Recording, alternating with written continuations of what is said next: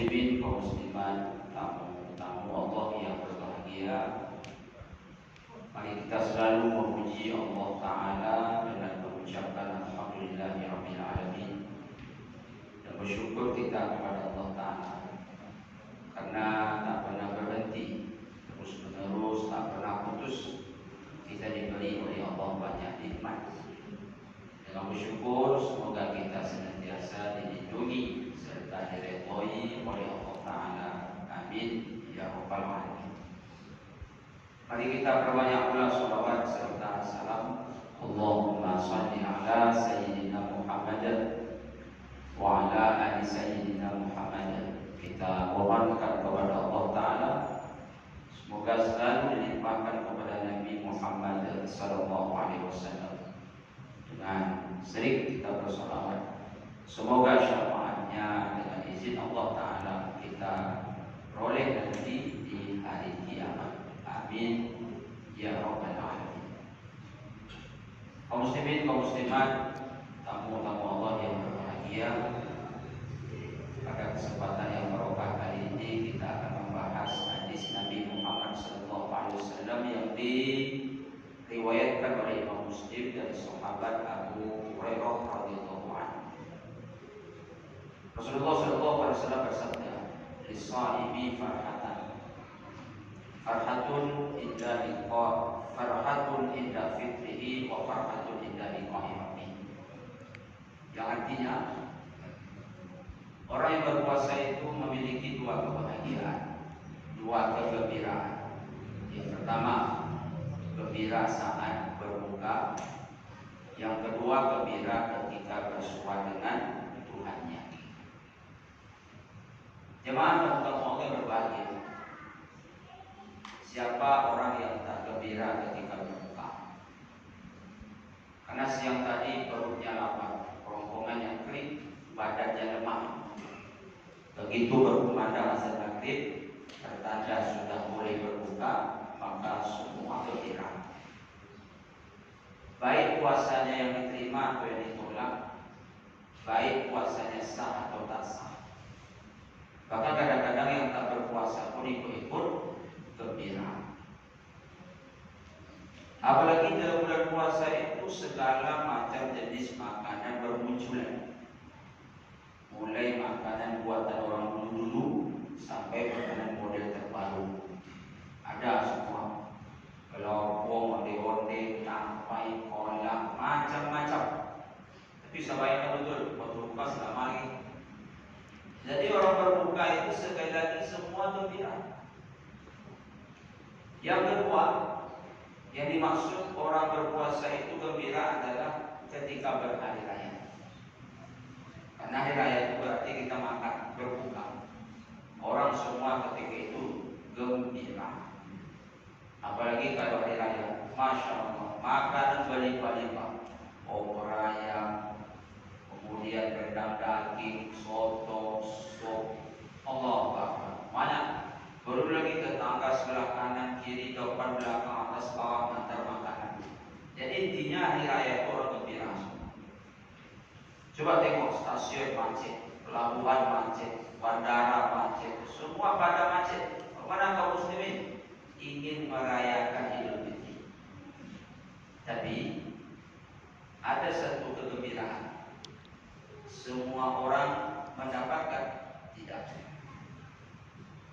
Semua orang memperoleh kegembiraan ini? Tidak. Gembira kapan? Gembira bertemu. Kalau yang ini tak banyak mendapatkan. Kalau gembira berbuka, saya ulangi semua. Gembira berhari raya semua. Gembira bertemu Tuhan semua? Tidak. Tidak. Lalu siapa yang gembira bertemu Tuhan? Orang yang berpuasa di sepanjang kehidupan. Jadi puasanya tak hanya dari azan subuh ke maghrib. Puasanya tak hanya dari awal Ramadan hingga ke akhir Ramadan. Orang yang gembira bertemu Tuhan, puasanya sepanjang kehidupan. Puasa itu pada intinya adalah pengendalian diri. Mengendalikan diri dari godaan Mengendalikan diri dari godaan syahwat. Mengendalikan diri bukan hanya dari azan subuh ke maghrib, bukan hanya dari awal hingga akhir Ramadan, tapi mengendalikan diri sampai bertemu Tuhan. Jadi bagi orang berpuasa memiliki dua kebahagiaan. Kebahagiaan inilah kebahagiaan yang hakiki, kembali bertemu Tuhan. Hanya yang kita usahakan. Sekali lagi saya katakan, tak semua orang mendapatkannya. Karena Rasulullah SAW bersabda, "Kam min sha'imin laisa lahu min siyami illa ju'un atash." Berapa banyak orang berpuasa, mereka tak mendapat apa-apa dari puasanya, kecuali dia dapat lapar, dia dapat haus. Orang lapar, orang haus gembiranya cuma 2 kali, waktu maghrib, 1 Syawal. Maka kita berusaha gembira bersuat Tuhan kita. Lalu bagaimana caranya? Puasa sepanjang hidup. Baik memang. Titik awal kegembiraan bersemu Tuhan itu kapan? Saat di penghujung kehidupan kita, saat kita nak mati. Ada hadis riwayat Ahmad, hadisnya panjang. Ketika nanti kita akan meninggal dunia, datang malaikat maut bersama rombongan. Yang mau dicabut sekarang nyawa siapa? Orang yang memiliki nafsu mutmainnah. Orang yang pandai mengendalikan nafsu. Artinya begini, dia itu hamba nafsu. Dia itu jemaah? Bukan hamba nafsu, bukan budak nafsu, tapi nafsu itu yang menghamba diri kepadanya. Nafsu itu yang takluk kepadanya. Nah, itu yang disebut dengan nafsu mutmainnah. Lalu datang malaikat. Apa kata malaikat yang akan mencabut nyawanya? Ayyatuhan nafsu thayyibah. Wahai yang bersih jiwanya, wahai yang tak memperturutkan nafsu, wahai yang pandai mengendalikan diri, wahai yang tidak bertuhan kepada setan. Begitulah kira-kira artinya. Jadi pulang ke mana? Ila maghfiratin wa ridwan, kepada ampunan dan keridhaan Allah. Lalu jemaah kaum muslimin kaum muslimat, dicampurlah nyawa orang tadi pelan-pelan, baik-baik. Begitu dicabut, keluar bau yang sangat harum. Lalu dimasukkan roh tadi ke dalam kain kafan dari surga. Dibawalah roh ini naik ke langit. Sampai langit pertama, malaikat penjaga pintunya bertanya, "Ini roh siapa?" "Ini roh fulan bin fulan." Maka dibuka pintu langit. Begitu pintu langit dibuka, sampai roh tadi ke langit pertama, itu semerbak harum mewangi dapat tercium oleh semua malaikat. Bayangkan. Bukan sekedar itu, malaikat-malaikat di langit kenal dengan dia. Jalan kenalnya bagaimana? Allah Ta'ala sering menyebut-nyebut namanya. Kita ini kan dalam sehari amal kita 2 kali dibuat ke langit. Subuh, asar. Setiap hari amalannya dibawa ke langit dan diterima terus oleh Allah. Dan Allah bangga-banggakan dia dapat seluruh malaikat. Makanya malaikat-malaikat kenal dengan dia. Allah sering menyebut-nyebut nama. Begitulah sampai langit nomor 2, nomor 3, 4, 5, 6, 7. Saya ulangi, malaikat mengenalnya. Allah sering sebut namanya. Dan dia memang sering bermajlis dengan malaikat. Kapan? Sholat berjemaah seperti ini malaikat ikut. Lebih sholat subuh. Inna Qur'an al-fajri kana masyhuda. Makanya malaikat kenal, sering berkumpul sama malaikat. Ini majlis ilmu. Majlis ilmu dihadiri malaikat. Asal ada majlis ilmu dia hadir. Malaikat betul-betul kenal dengan orang itu.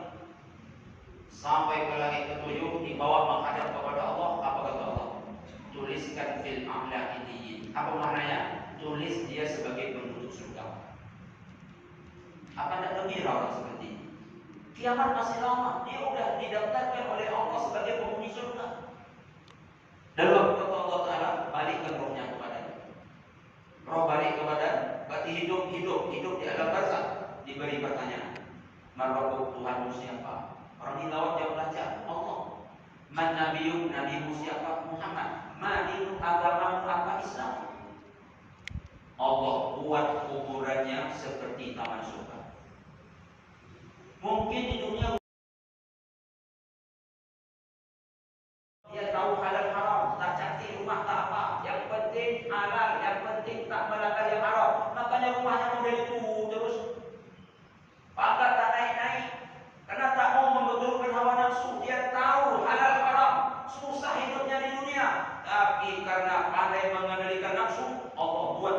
rumahnya lebih indah dari istana.